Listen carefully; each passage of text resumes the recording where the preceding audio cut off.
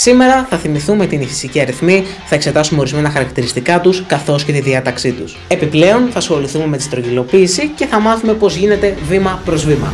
Είμαι ο Άγγελος που παρακολουθείτε Aspect Academy και σήμερα θα εξετάσουμε μαζί την πρώτη παράγραφο του πρώτου κεφαλαίου του α μέρους των μαθηματικών της πρώτης γυμνασίου. Πάμε να ξεκινήσουμε.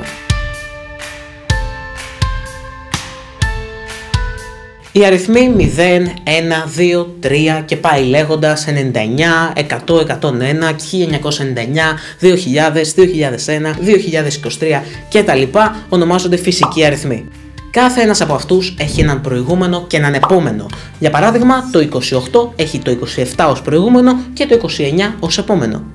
Όσοι από αυτούς τους αριθμούς διαιρούνται ακριβώς με το 2 τους ονομάζουμε άρτιους ή αλλιώς ζυγούς και τους υπόλοιπους που δεν διαιρούνται ακριβώς με το 2 τους ονομάζουμε περιττούς ή αλλιώς μονούς.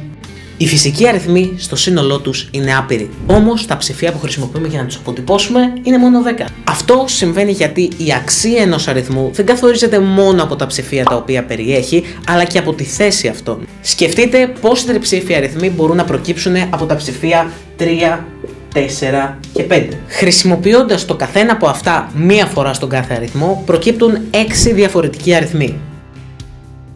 Για παράδειγμα, οι αριθμοί 345 και 543, παρότι περιέχουν ακριβώς τα ίδια ψηφία, ο 543 προφανώς είναι μεγαλύτερος. Το σύμβολο αυτό που χρησιμοποιήσαμε ανάμεσα στους δύο αριθμούς ονομάζεται μεγαλύτερο από. Επίσης, όπως ήδη γνωρίζουμε, υπάρχει και το ίσον και το μικρότερο από.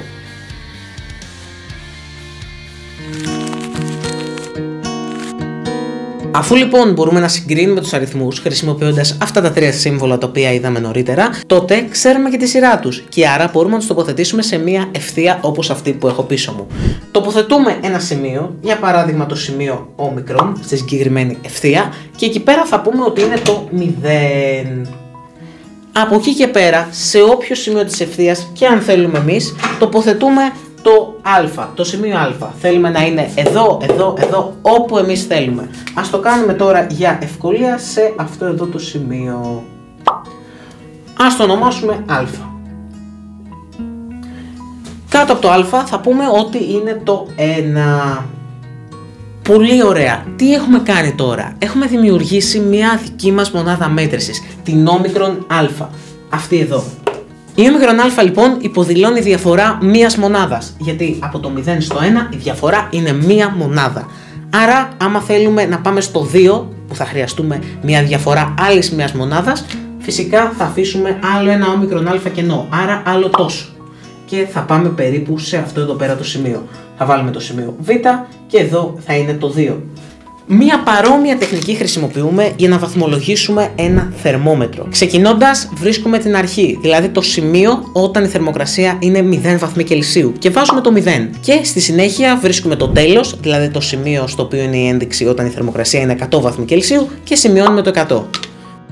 Στη συνέχεια βρίσκουμε τη μονάδα μέτρησής μας, όπως είχαμε εδώ την όμικρον α, διαιρώντας το μήκος του θερμομέτρου με το 100, διότι θέλουμε να τοποθετήσουμε 100 ενδείξεις. Αν επί παραδείγματι το μήκος του θερμομέτρου είναι 15 εκατοστά, τότε η μονάδα μέτρησής μας και η απόσταση από το 0 στο 1 θα είναι 1,5 χιλιοστά.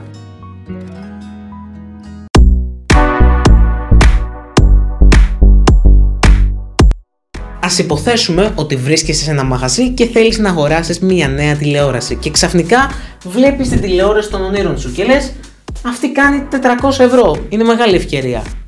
Ενώ στην πραγματικότητα στην επιγραφή γράφει 397 ευρώ. Αυτό που έκανες ονομάζεται στρογγυλοποίηση, δηλαδή η αντικατάσταση ενός φυσικού αριθμού με μία προσέγγιση του.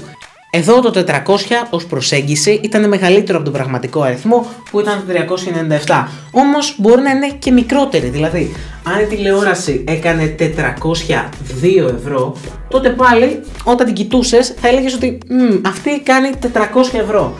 Πάλι σε αυτή την περίπτωση το 402 είναι ο φυσικός αριθμός και το 400 είναι η προσέγγιση του, η οποία είναι μικρότερη. Έστω πως θέλουμε να στρογγυλοποιήσουμε δύο αριθμούς. Έστω πως θέλουμε να στρογγυλοποιήσουμε το 583 και το 639. Πάμε λοιπόν να δούμε τι ακριβώς κάνουμε. Αρχικά επιλέγουμε την τάξη της στρογγυλοποίησής μας. Με λίγα λόγια, επιλέγουμε θέλουμε να στρογγυλοποιήσουμε στις μονάδες, στις δεκάδες, εκατοντάδες κτλ. Εδώ πέρα λοιπόν και στις δύο περιπτώσεις είμαστε τυχεροί, θέλουμε να στρογγυλοποιήσουμε στις δεκάδες.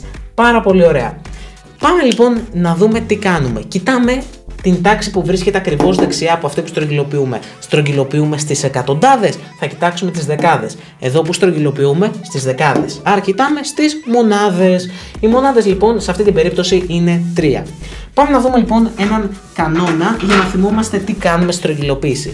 Άμα λοιπόν η τάξη που βρίσκεται δεξιά από αυτή που στρογγυλοποιούμε είναι 0, 1, 2, 3 ή 4, δηλαδή μικρότερη του 5, σε αυτή την περίπτωση μηδενίζουμε τη διπλανή τάξη, έτσι, ή όλες τις διπλανές τάξεις αν έχουμε κι άλλες, και εδώ πέρα αφήνουμε το 8 ως έχει. Οπότε τελικά ο αριθμός μας πόσο θα βγει? Μα φυσικά 580.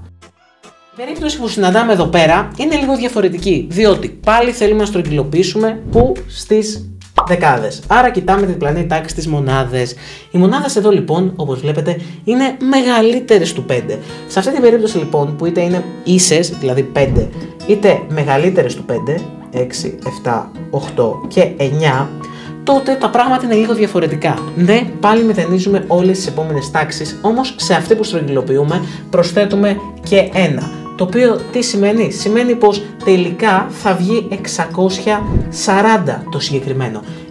Γιατί προσθέσαμε στο 3 άλλο 1. Σημαντικό ακόμη είναι να καταλάβουμε πότε έχει σημασία η στρογγυλοποίηση. Ας δούμε ένα παράδειγμα.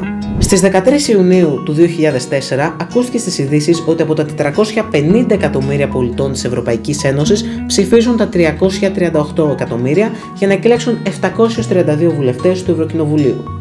Όπως θα ακούσατε εξάλλου, δεν αναφέρεται το ακριβές πλήθος των πολιτών ή των ψηφοφόρων. Αυτό γιατί αυτό που μας αφορά είναι η τάξη μεγέθους. Δηλαδή μας αφορά το πόσο πολύ είναι. Το εκατομμύριο αρκεί. Άμα πω είναι τόσα εκατομμύρια, ακόμη και αν δεν πω ακριβώς πόσοι, ο άλλος καταλαβαίνει ότι μιλάμε για πολλά εκατομμύρια. Άρα, σε αυτή την περίπτωση, ναι, κάναμε στρογγυλοποίηση. Όμως, όπως εξάλλου θα ακούσατε, δεν στρογγυλοποίησαμε το πλήθος των ευρωβουλευτών. Αυτό γιατί έχει σημασία πόσοι είναι οι ευρωβουλευτές. Διότι αυτοί συμμετέχουν σε ψηφοφορίες κτλ. Οπότε έχει σημασία ο ακριβέστατος αριθμός τους.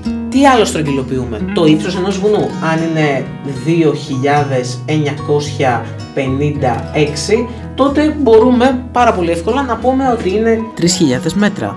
Από εκεί και πέρα τι δεν στρογγυλοποιούμε? Δεν στρογγυλοποιούμε ημερομηνίες, δεν στρογγυλοποιούμε έτη, δεν στρογγυλοποιούμε το ταχυδρομικό μας κώδικα, δεν στρογγυλοποιούμε τον αριθμό του τηλεφώνου μας. Όλα αυτά δεν τα στρογγυλοποιούμε. Άρα καταλήγουμε στο συμπέρασμά μας ότι είναι σημαντικό να ξέρουμε πότε έχει νόημα στρογγυλοποίηση και προφανώς και πώς να την κάνουμε, αλλά να την κάνουμε μόνο όταν πραγματικά είναι απαραίτητη. Αυτό ήταν το σημερινό βιντεομάθημα. Αν σου άρεσε και αν σε βοήθησε, φυσικά θα το εκτιμούσα αν έκανες μια εγγραφή στο κανάλι. Είμαι ο Άγγελος, παρακολουθείτε Aspect Academy και εμείς θα τα πούμε στο επόμενο βιντεομάθημα.